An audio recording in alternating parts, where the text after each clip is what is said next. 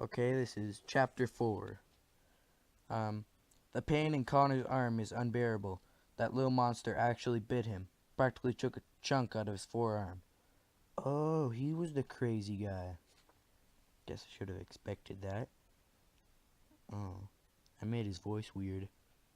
That's just 'cause he was in the moment. He sounded weird in the moment. That's what happened.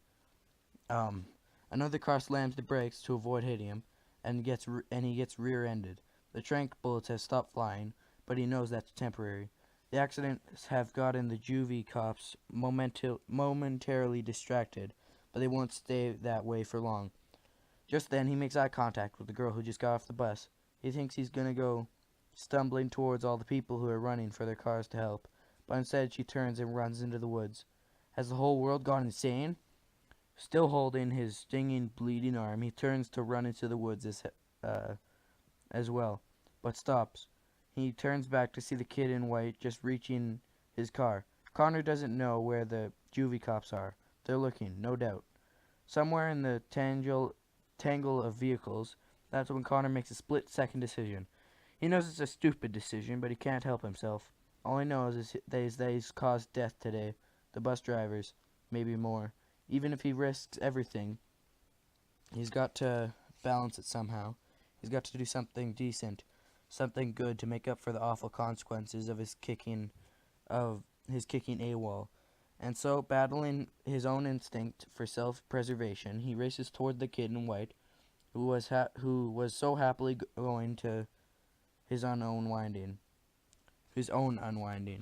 It's as Connor gets close that he sees the cop 20 yards away, raising his weapon and firing. He shouldn't have risked it. He shouldn't have risked this. He should have gotten away when he could. Connor waits for the telltale sting of the tranq bullet, but it never comes, because the moment the bullet is fired, the boy in white takes a step back, and he's hit in the shoulder. 2 seconds, and his knees buckle. The kid hits the ground, out cold, unwillingly, taking the bullet meant for Connor. Connor wastes no time. He picks up the kid off the ground and flips him over his shoulder. Tranq bullets fly, but no others connect. In a few seconds, Connor's past the bus, where a gaggle of shell-shocked teens are getting off. He pushes back past them and into the woods. The woods are dense, not just with trees, but with tall shrubs and vines.